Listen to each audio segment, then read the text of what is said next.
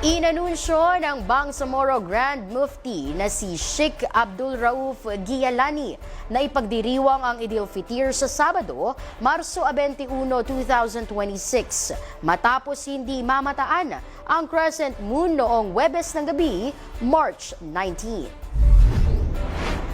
Ayon kay Gialani, batay sa ulat ng mga monitoring team na ipinakalat sa iba't ibang bahagi ng rehiyon, walang nakitang bagong buwan sa isinasagawang moon sighting activity.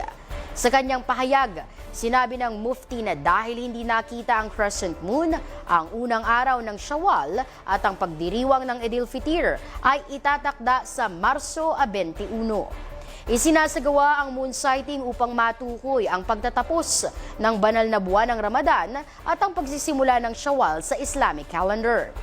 Inaasahan namang maghahanda ang mga Muslim sa buong bansa para sa Eid al-Fitr na karaniwang ipinagdiriwang sa pamamagitan ng sama-samang panalangin, kawanggawa at pagtitipon ng pamilya.